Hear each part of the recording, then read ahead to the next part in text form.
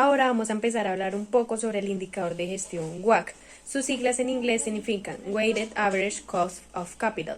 Esto significa el costo de capital promedio ponderado, o en español, en sus siglas, se utiliza el CCPP. El WACC o el CCP es una medida financiera la cual tiene como propósito englobar en una sola cifra porcentual el costo de las diferentes fuentes de financiamiento que usa la empresa para fondear algún proyecto en específico. En otras palabras, es el costo de los recursos usados por la empresa al operar. Hay que tener en cuenta que desde el punto de vista de la empresa esto es un costo y desde el punto de vista de acreedores, accionistas y proveedores esto es un rendimiento. Algunas de las cosas que se pueden llegar a encontrar gracias al WACC es la tasa mínima que requiere la empresa para pagar sus deudas y qué tan rentable es un proyecto. Esta es la ecuación para hallar el WACC. Sin embargo, vamos a hablar un poco sobre algunos conceptos necesarios para comprenderla. Primero vamos a hablar de ecuación contable. Entonces sabemos que activo es igual a pasivo más patrimonio. ¿Esto qué quiere decir? Que del lado izquierdo de la operación, o sea, los activos, aquí están los bienes y los derechos que posee la empresa. Y del lado derecho, pasivos y patrimonio, pues están las fuentes de financiamiento de la empresa. Hay dos formas en las que se puede financiar una empresa. La primera es por terceros o deuda, la cual obtenemos, por ejemplo, de acreedores. Y la segunda es por recursos propios, que sería el patrimonio, y esta pues la obtenemos de, por ejemplo, inversionistas o socios. ¿Qué es estructura de capital? Ya sabiendo que las empresas financian sus activos por medio de deudas y patrimonio, podemos decir que la estructura de capital es la mezcla o es la suma de estas dos, las cuales utiliza la empresa para financiar sus operaciones. En otras palabras, también podemos decir que es el precio que las empresas pagan por utilizar el capital. Dentro de la estructura de capital de un proyecto, debo contemplar primero qué inversión necesito, qué activos, qué bienes, cómo lo voy a financiar, si con fuentes internas o con fuentes externas. Las fuentes externas son las que se financian por medio de proveedores, de entidades del gobierno, de pasivos laborales, de entidades financieras, hipotecas, bonos, etc.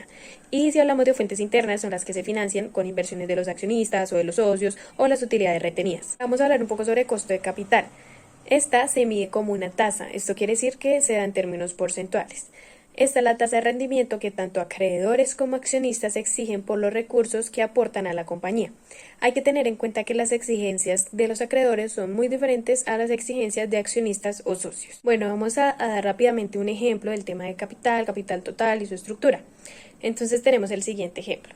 Este nos dice, el total de capital de una empresa se compone de la siguiente manera: recursos de terceros 20 millones, patrimonio 30 millones. ¿Cuál es la estructura de capital de esta empresa? Entonces, para sacar el capital total hay que recordar que es la suma de las diferentes fuentes de financiamiento. ¿Esto qué quiere decir? Cogemos 30 millones y le sumamos 20 millones. Eso quiere decir que el capital total es de 50 millones. Ahora, para hallar la estructura de capital, lo que tenemos que hacer es coger 20 y dividirlo en 50, que es el total, y 30 y dividirlo en 50, que es el total. Entonces, esto en porcentaje nos va a dar 40% y 60%. Esto quiere decir que la empresa de alguna manera se financia en mayor parte con recursos propios. Resulta que se debe encontrar de alguna manera una estructura óptima de capital, que no haya mucha diferencia entre ellos. ¿Por qué? Porque hay que minimizar costos y controlar riesgos. ¿Qué pasa si el equity se encuentra en una mayor medida o en una alta proporción? Pues esto hace que sea más costoso, porque los recursos de los accionistas siempre van a ser más costosos que los de los acreedores. ¿Y qué pasa si es al contrario? Si en alta proporción tenemos a la deuda. Esto es riesgoso para la compañía, ya que se puede dar una insolvencia. Costo de deuda. Este está representado por la letra K sub D en la ecuación para hallar el WACC. Para esta vamos a tomar la tasa de financiación obtenida a través de créditos, de préstamos o de emisión de deudas. Casi siempre pues es el interés que los acreedores en la mayoría de bancos nos cobran por prestarnos dinero. Del costo de equity o el costo del patrimonio, que está representado con la letra K sub E en la ecuación del WACC. Este es el rendimiento que los accionistas exigen por colocar su dinero en la compañía. Ahora vamos a hablar sobre escudo fiscal. Este está representado con la letra T en la ecuación del WACC.